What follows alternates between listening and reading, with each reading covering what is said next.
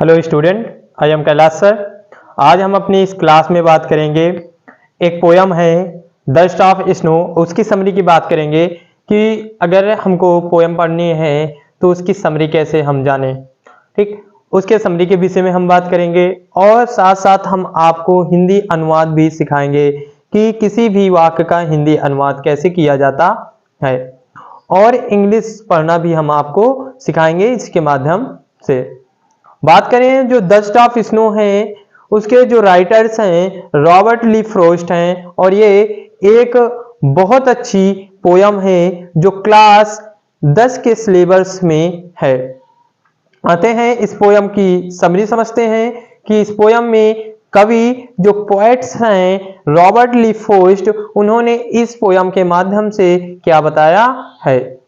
जैसे हम बात करें द स्टाफ स्नो समरी है, और इसके द स्टाफ स्नो के जो राइटर हैं, जो पोएट हैं, जो कवि हैं, वो कौन है? रॉबर्ट ली फ्रॉस्ट है। कौन है? Robert Lee Frost. तो इस पोयम की समरी क्या है वो हम जानेंगे। जैसे हम बात करें summary, the staff snow. The staff snow का मतलब होता है बर्फ की बौछार, या हम कह सकते हैं piece of ice. Piece of ice, बर्फ की बौछार या बर्फ के टुकड़े। Is a wonderful poem of nature और नेचर बाय रॉबर्ट फ्रॉस्ट। कहते हैं the staff snow is a wonderful poem of nature. Nature का मतलब होता है प्रकृति। नेचर का मतलब क्या होता है? प्रकृति। कहते हैं कि वंडरफुल का मतलब होता है अद्भुत या एक आश्चर्यजनक। ठीक, तो कहते हैं कि द स्टाफ स्नो जो पोयम है वो नेचर की एक अद्भुत कविता है। किसके द्वारा? रॉबर्ट ली फ्रॉस्ट के द्वारा। जो किसके द्वारा लिखी गई है? जो रॉबर्ट ली फ्रॉस्ट के द्वारा लिखी गई है। कह रहे हैं इन दिस पोयम, इस पोयम में ए सिंबलाइज इंसिडेंट। इंसिडेंट एक घटना के विषय में बताया गया है। इस पोयम में एक घटना के विषय में बताया गया है।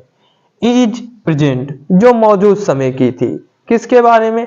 द पोएट इज, जो पोएट हैं, इज मने हैं, स्टैंडिंग खड़े हुए हैं। कहां पर? अंडर ए हेमलॉक ट्री, एक हेमलॉक ट्री के पेड़ के नीचे।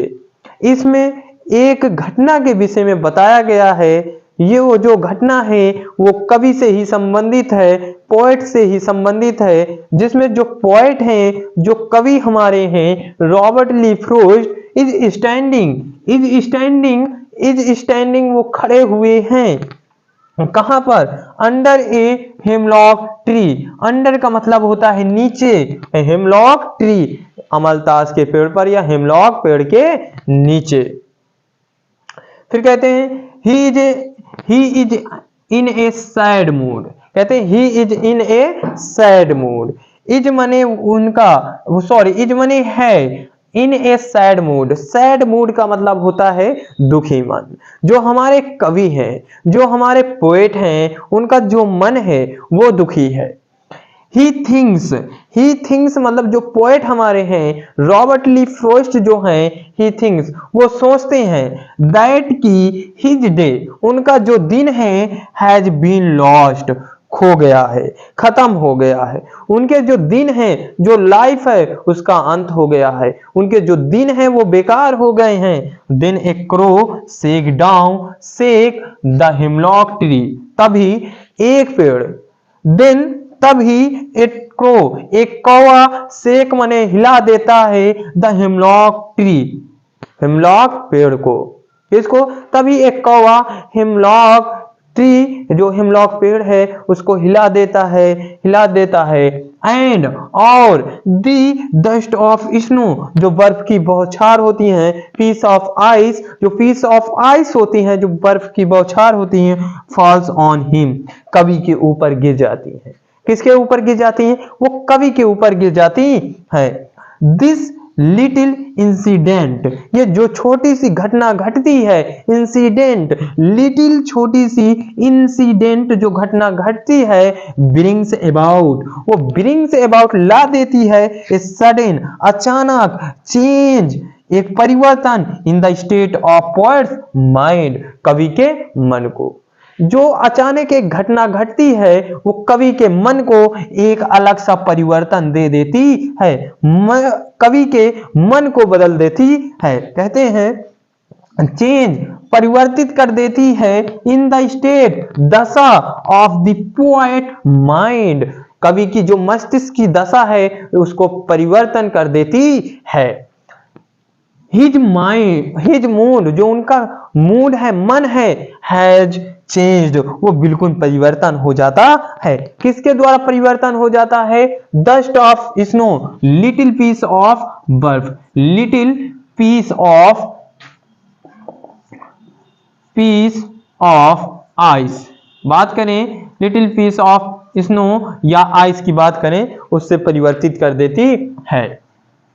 आगे बात करते हैं जिससे क्या होता है, हिज मूड, जो कवि का मूड होता है, मन होता है, हैज चेंज्ड, वो पूरी तरह से परिवर्तित हो जाता है।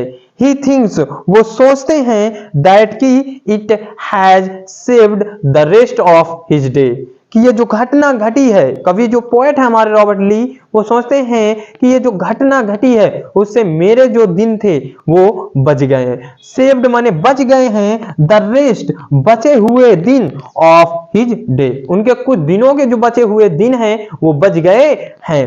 एंड गेट बिजी, और उनको व्यस्त कर दिया है, विथ हिज वर्क, उनके कार्य में, लाइक द क्रो, कौवे के समान, और कवि को उनके कार्य में व्यस्त कर दिया है कौवे के समान। ये है कौन? रॉबर्ट ली फ्रोस्ट की समरी, जो डस्ट ऑफ स्नो के क्या है, पोएट हैं, और ये डस्ट ऑफ स्नो की है समरी, जो हम आपको इस वीडियो के माध्यम से, इस क्लास के माध्यम से उपलब्ध करा रहे हैं। अगर हमारी क्लास आपको अच्छी लग रही है तो ज्यादा से ज्यादा सब्सक्राइब, कमेंट और फॉलो कीजिए, और इसको शेयर भी कीजिए जिससे और लोग जाने। और हम आपको इसी प्रकार इंग्लिश के जो टॉपिक हैं उनको अवेलेबल कराते जाएंगे अपने YouTube चैनल कैलाश सर 1 में।